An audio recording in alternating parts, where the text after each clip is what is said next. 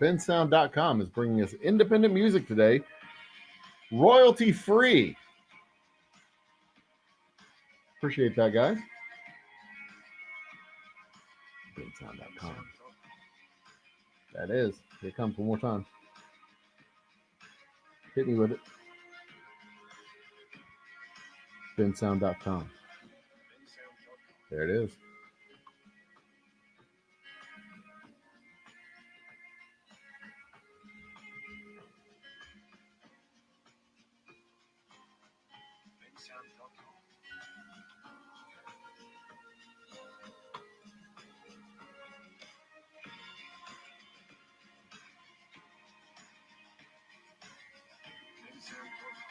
That's my friends.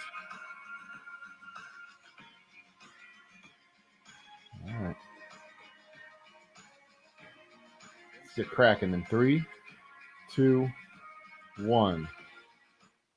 Ladies and gentlemen, brothers and sisters, children of all ages, welcome to the finale, the grand finale, episode 16 of our Conflict of Nations Season 2 game day with the Old Humble Distilling Company. I am drinking mostly water this afternoon.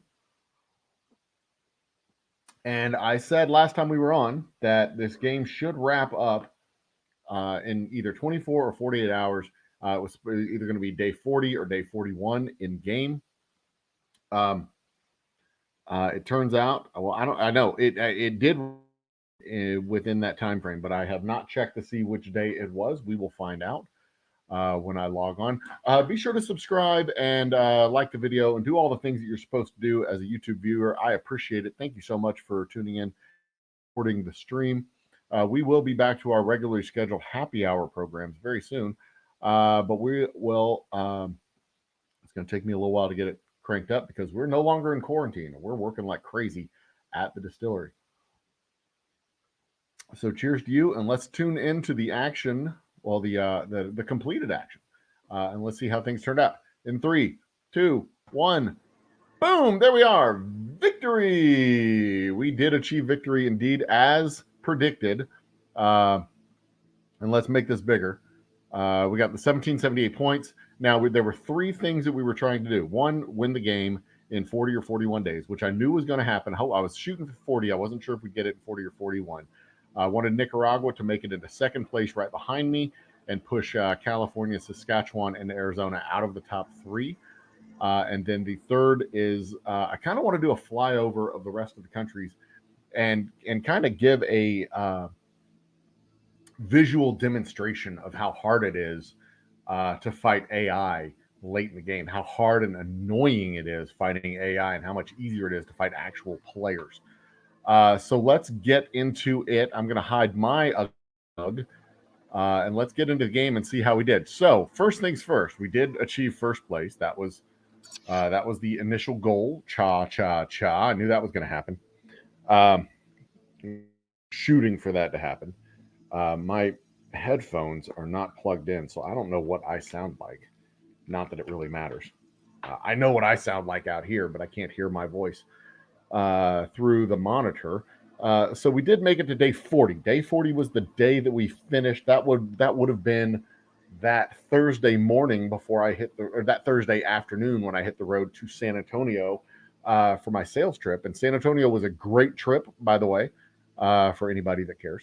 San Antonio was a great trip, as well as College Station. 2 great days. So there we go. Day 40 is when it wrapped up. It was not day 41. Let's check the big board, the standings, and find out how everybody else finished. So we finished. Nicaragua made it. Nicaragua made it into second place. Good for them. They edged out California by 10 points, and we shoved California. We kept California shoved down. Where the hell did Saskatchewan end up? Saskatchewan got demolished. That was awesome. And Arizona, I believe Arizona was almost completely knocked out of the game. Arizona was the highest ranked player after me in the game. I was the highest ranked player in the game, if I'm not mistaken, and Arizona was next after me. And they provided a little bit of concern for me when I initially started the game. A little bit of concern for me when I initially started the game because I thought they might be an issue. But turns out they were not, at least not late in the game when it mattered. Um, Now, let's scroll over here a little ways. I want to look at the lay of the land with California and what was left of Saskatchewan. So, California, stop. California was up here, and you can see what they've got in their controlled territories is nothing. They have no units, no units in their controlled territory at all. And if you look over at Saskatchewan, they have, well, I take that back. California has one stack of tanks. And he thought it was going to be cute if he was going to be able to make it all the way back down to Sacramento. Make it all the way back down to Sacramento because I had a bomber that was covering him with a whole shit ton of cruise missiles, and I was going to take that column out piece by piece if I had to. And eventually I was going to get a column of my own to mop them up. You look over here at Saskatchewan, the green area up here in the north, they had no units in their controlled territory. Meanwhile, you look here at Montana, they were covered in units. And this is one of the headaches when you're taking on AI late in the game. All AI does, the AI position, all they do is they produce units and move them out into regions. They produce a unit, move out into a region, produce a unit, move it out into a region. So they don't have any systematic methodology of producing units. They don't have any offensive strategy. It's all defense. They just have these units sitting in their territory. So as you try to take their territory, you've literally got to go through all their stupid units. And same with Kansas. This is Kansas's position right here, covered in just units that are just freaking sitting there.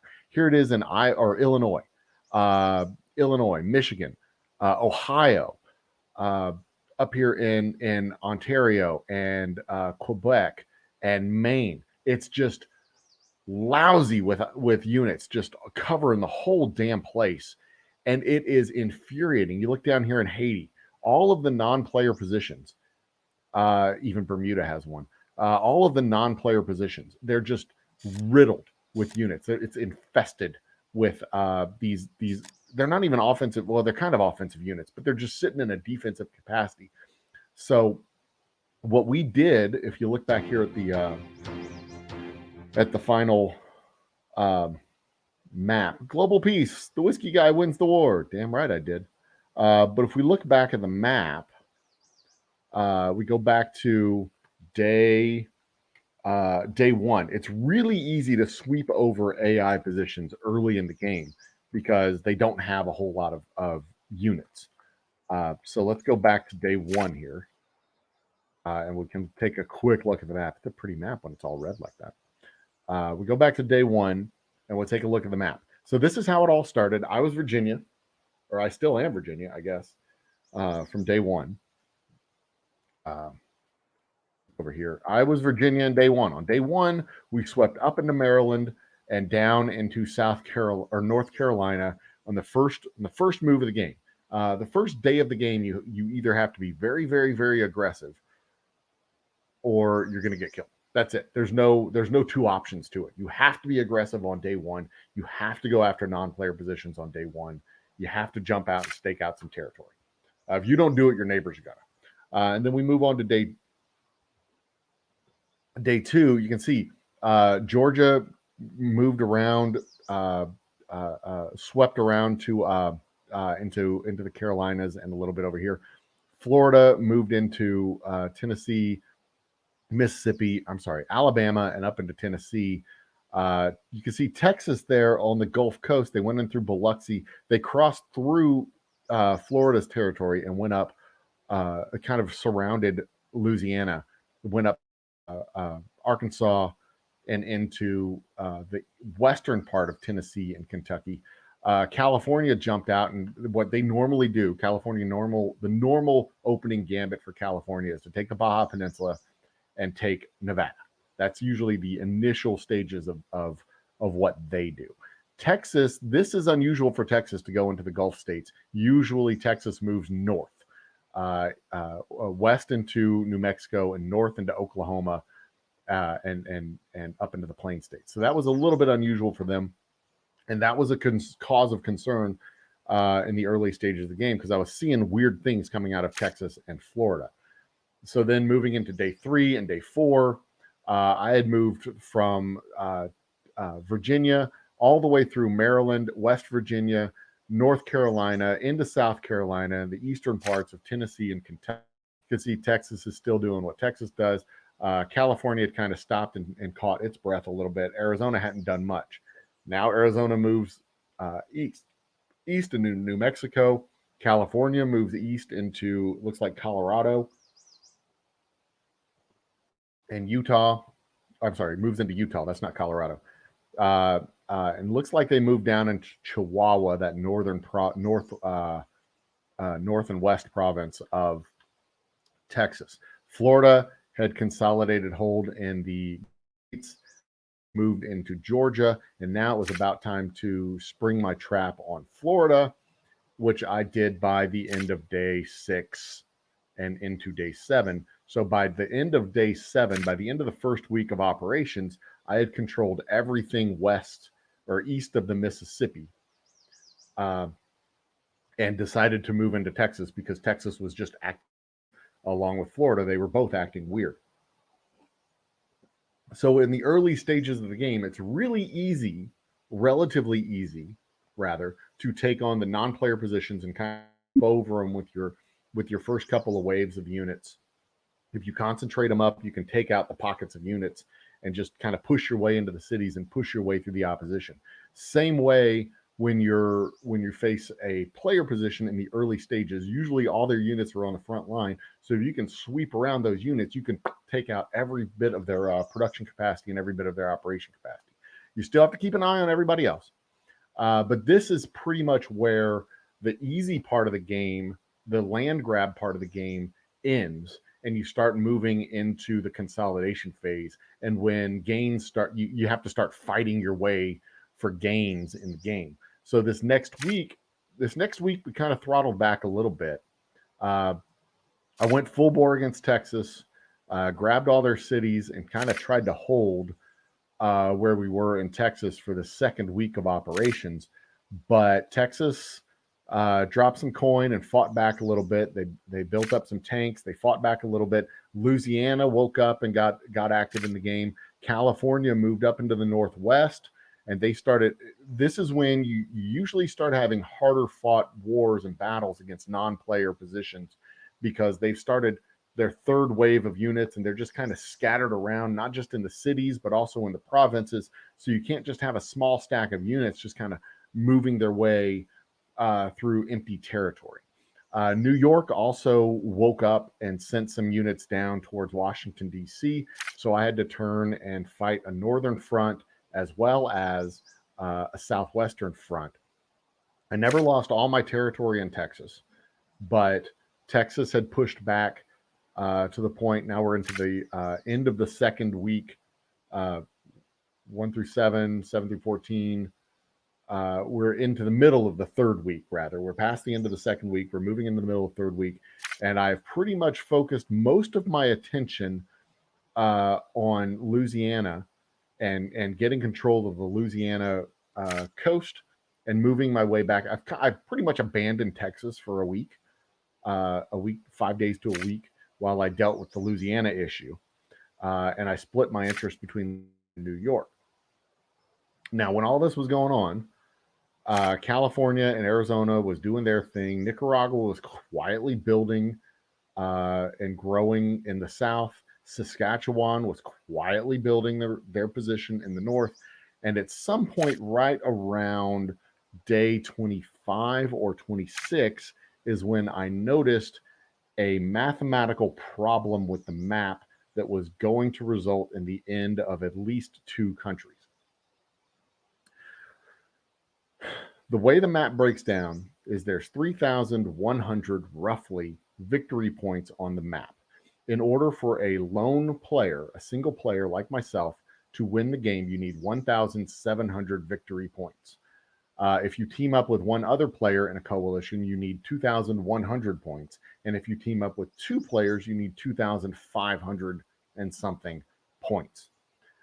And if you do the math, with 1,700 points, no other player can have more than 1,400 points unless you, and if any other single player has more than 1,400 points, you are going to end up going to war against that player at some point, because you have to take everything on the map and then something from them. And then, you can do the math the other way around too. At 2,100 points, nobody can have more than 1,000. At 2,500 points, nobody can have more than 600.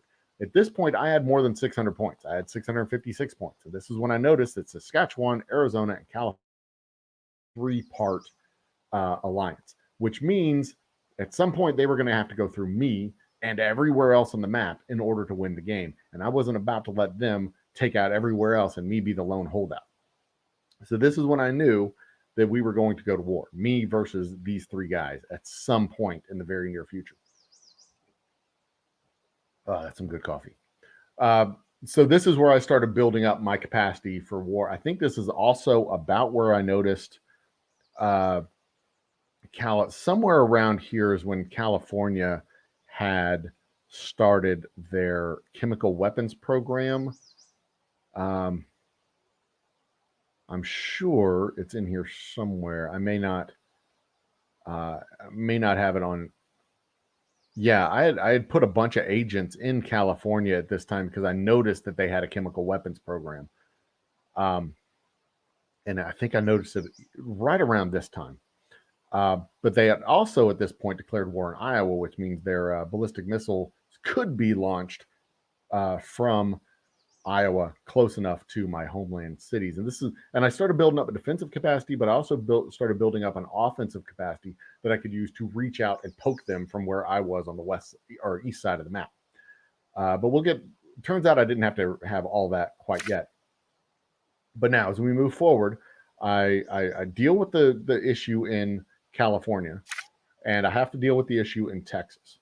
Once I've got the issue in Texas and California all dealt with, you can see my troops moving down here through Nuevo Leon.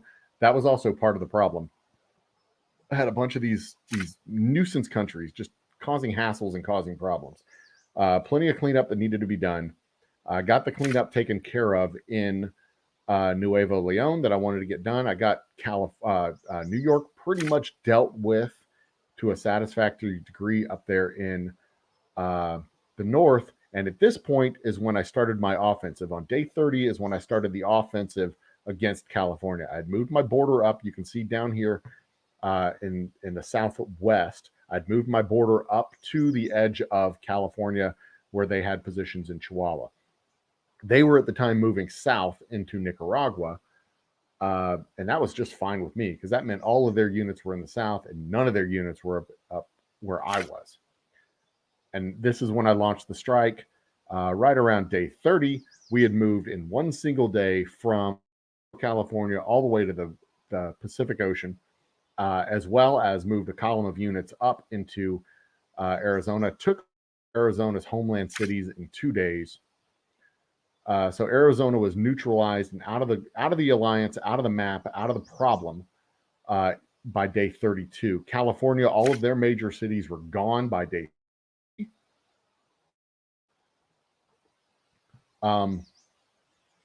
And by this time, I had also noticed that their offense against Nicaragua was going much better than I hoped it would. And I diverted some troops down there to kind of help out Nicaragua to improve their situation a little bit. But that was a slight diversion. That didn't affect the offensive process. At this point, there's only 6 days left in the game. From the day I launched the strike against California and Arizona to the end of the game was 10 days. And I started moving units north through California. Then I hooked them east through California and into Montana to go into Saskatchewan. By day 36, I was on the edge of Saskatchewan. And then I had sent my units through Saskatchewan, took all their major cities, controlled all the major cities of California. California still reared its head up every once in a while and tried to annex some cities. They annexed a city way up here north in BC. They annexed cities over here in the central states, just trying to build up, establish another city so that they could still have some offensive capacity. Day 38 is when Saskatchewan officially threw in the towel. And at this point, it was a question of whether we were going to wrap up the game in day 40 or day 41. I was moving units across the top, moving units through, just gathering up as much as we could. And then the second question was whether or not Nicaragua was going to be able to slide into second place. And then they managed to do it. They pushed their way into second place, and the game ended. Whirlwind, exciting. Exciting for me, at least, because I'm a big fan of the strategy end of this game. Big fan of the strategy end and big fan of the economic side of the game. And the whole way through this, I was able to maintain from about day 10 or 15, I had the largest economy. Somewhere in that first 2 weeks, I was able to build up the largest economy and maintain the largest economy all the way through the game. That is a major key to the thing, because you not only need enough cities, you not only need enough resources being produced, sure you have enough to maintain and sustain your war effort. You also need enough cities being produced to push those units out. If you only have one city, that means you can only produce one unit a day every 24-hour period. It also means you're not producing enough resources, but you can only produce one unit a day because that city is the only city that's producing units. So, you can have a ground unit, armor unit, air unit, naval unit, and it takes you a week to produce all of them, assuming you have enough resources on hand. And if you only have one city, you don't have enough resources on hand. So, I had initially a base of 6 cities, and I expanded out to, I think, a max of, how many cities did I have at the end of I had a bunch of cities, but these I had that were actual production cities. 1, 2, 3, 4, 5, 6, 7, 8, 9, 10, 11, 12, let's say 13. Looks like I had 13 cities that were actual production cities. I've had as many as 26 in a game. But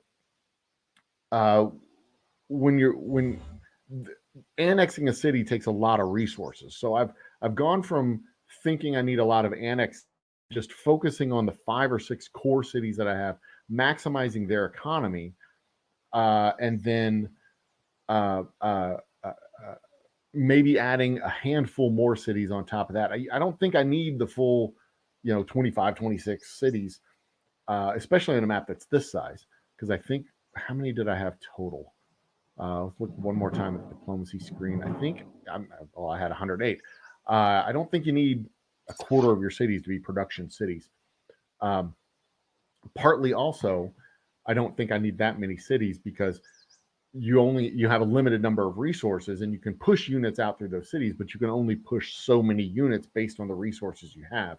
So you need to match the number of production cities you have to the resources you have, so you don't have so many cities that are just laying idle.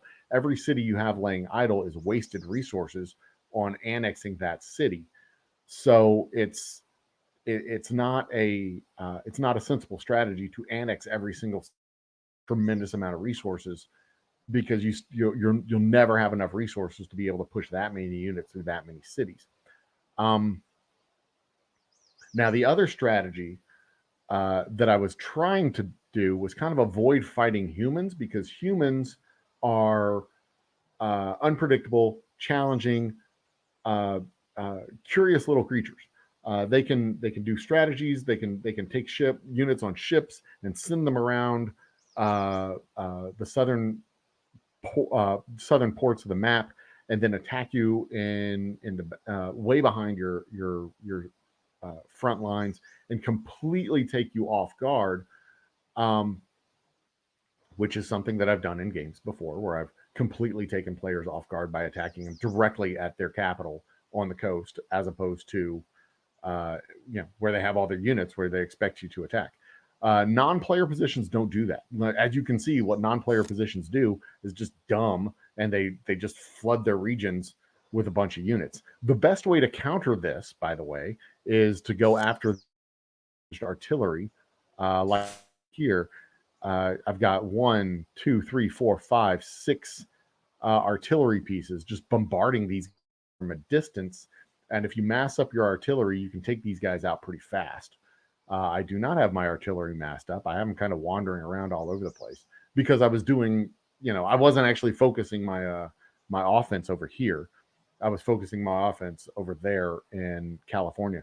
But if you have 6 or 7 artillery pieces, they make quick work of these individual stacks of tanks and units, and then you sweep in behind them with small stacks of artillery, of infantry and armor to take the regions. That is probably the best strategy that I found to take out non-player positions, because otherwise you go up against these guys and it's a war of attrition. You constantly have to continuously replace tanks and continuously replace infantry because you go up against them, and it doesn't wear them down a lot on each battle, but there's a lot of battles that it tends to wear them down over time. And then once you take a region, they move something into that region, because guys, this region is Ohio's region. Even if you take it from them, they'll still move a unit back into it, which makes it a pain in your butt. Constantly got units moving across your lines and moving into regions you've already taken, which is frustrating and annoying. But it's not the end of the world. It's just annoying and frustrating, and go back and retake regions, and it's frustrating. So avoid that in general. But now, what I believe is my preferred plan of action is simply launching the first strike against the bad guys. I like going against human. I like going against human players in that the predictability of human players, the unpredictability. Okay, let me start from the beginning of my thought. The unpredictability of human players is a challenge. The predictability of human players makes it very easy to fight them, in that most human players play the same way. They build up a stack, they go to the front lines, and then they fight forward. And you can take advantage of that, because once they start building out their borders, fairly well that their units are going to be in the front, that their units are going to be. That son of a bitch was still trying to attack. I'll be darned. Where is Saskatchewan? Okay, Saskatchewan was sending some units somewhere. I think he was sending units way out here to the Pacific Ocean. Sending his Corvette way out to the Pacific Ocean to protect. That's funny. Yeah, Nicaragua was still fighting. He was doing well. Most human players play the game the same way, in that they fight their borders out. So you can expect the most of their units to be out there on the front borders. It's very rare that you'll find them with columns of units going all the way back. And you can even see here, I've got units kind of moving into the Ohio River Valley over here, but I don't have a whole lot of units clear through here. In day 38, like within day 38, Iowa was able to move all the way down the Mississippi River, across Louisiana, and all the way up to here within a day. I landed units in Lafayette, moved up, recaptured all that land, and moved back up here and recaptured it within the same day. So within a 24-hour period, I had units come all the way from Illinois all the way up here into North Texas, and then get pushed all the way back up into Illinois. So within a day, you can respond to these attacks, but it takes your attention away from other things that you're doing. And it only works if they attack you in places that are not important. Now, if they had managed, if at some point during the game, California or Saskatchewan had managed to land something or someone over here in Virginia, or if they had landed something in Norfolk, they could have taken out every single one of my operating positions in a day. within a 24-hour period, just like I did with California and Arizona. They could have taken out all my positions within 24 hours. And that is one of the big risks in this game. And that's why you have to strike fast and strike hard. Strike fast, strike first, strike hard, no mercy. That's why you have to be able to strike first. And it really helps if you've got units in the queue when you strike, because if they do end up landing something behind your lines in a response to your attack, within 24 hours, you have more units popping up in your homeland cities and being able to attack. And that's another reason why the economic aspect of this game is so damn fascinating, because if you don't have the resources to constantly have units in the queue, if you don't have the resources to constantly have units coming online every 24 hours, then you're open to attack, and you're openly vulnerable to a counterattack that you should absolutely be expecting. So that's one of the ways that you have to protect yourself in the back. So I have let's see here. This is the end of season 2. So I've been considering whether or not what kind of game to do for a season 3. I've been thinking about doing a game that I've never played before, a maximum. They've got several different scenarios. Let's look here. I'm going to open up the home screen. Will it still show the home screen when I open it up? Yes, it will. Cool. So we're going to look. I want to scroll through the different games that they have. I don't know when I'm going to start the next season, because I've got a lot of work to do at the distillery over the next 7 days, with orders of vodka and orders of whiskey and all kinds of stuff that we're working on. But they've got the Apocalypse, which is 4x speed, Rising Tides, which I think has to do with global warming, and there's more water on the map, I think. Mankind scrambles for what little remains. 1 hour real time equals 4 hours game time.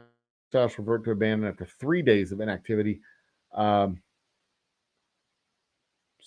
we may come back to that.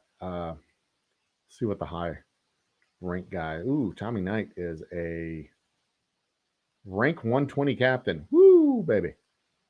So Rising Tide, that's Rising Tides. Rising Tide regular speed, World War III 4x speed, World War III Apocalypse 4x speed. I think this is like supercharged power for the units. World War III regular speed. Again, this is Rising Tides regular speed. The Battleground USA regular speed. I'm curious what positions are. Cancel that. I'm not that curious. But if I joined this game, I would be the individual. It's still day 1. Now, I should also fully disclose, I did spend a little bit of money in this game, but mostly it was for just pacifying the cities as I took them over. So I take over a city, you drop 500 gold to boost the morale by 10 points. That was most of where I spent the cash in the game. And that 500 coins is something like 10 cents or something like that. I can't remember.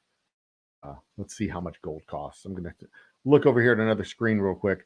3,500 gold is $2. So whatever 1/7 of $2 is, 28 cents, 29 cents, something in that neighborhood. Let's call it 30 cents.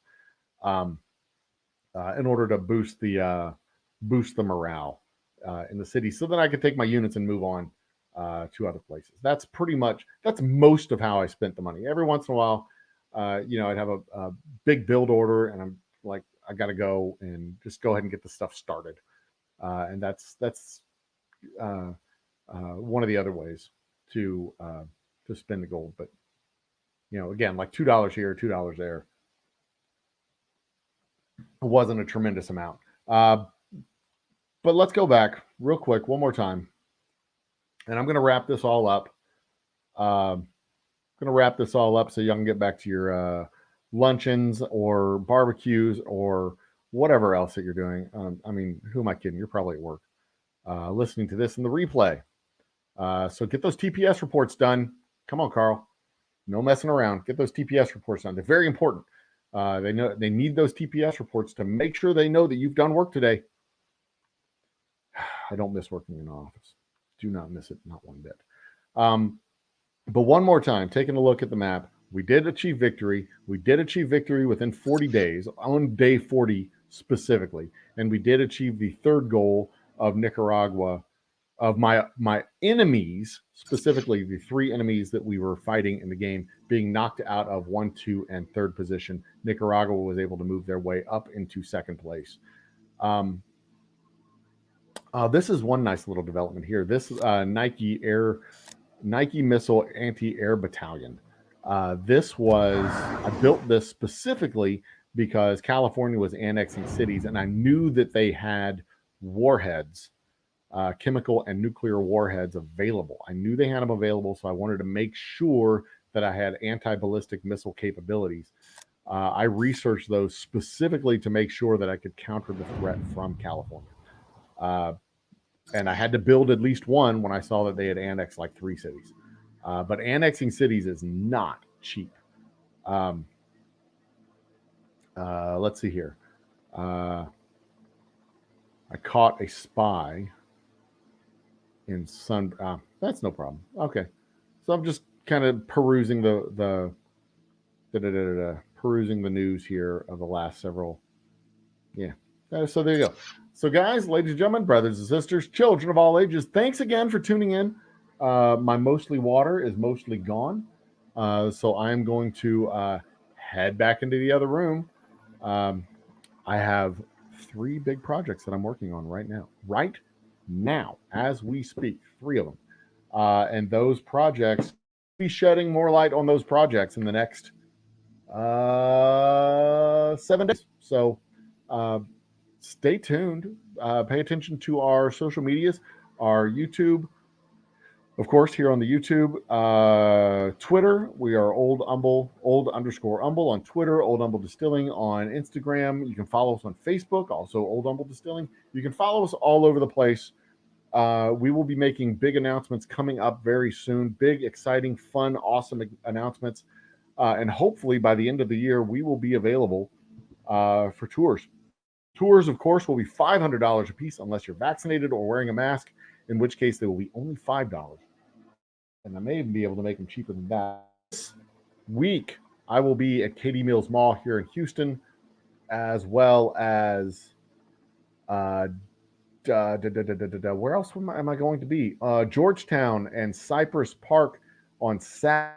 Where am I going to be Friday? I think I'm going to be up in Porter, Texas on Friday. But I'll have to double check that schedule to make sure. If you want a signed bottle of our delicious whiskey, you're grown up, 21 or older, catch me in one of those stores. Announcements through our Twitter and Facebook usually, so you can find it there. Cheers and good afternoon. Be awesome to each other and show you care by getting vaccinated. Cheers and good evening.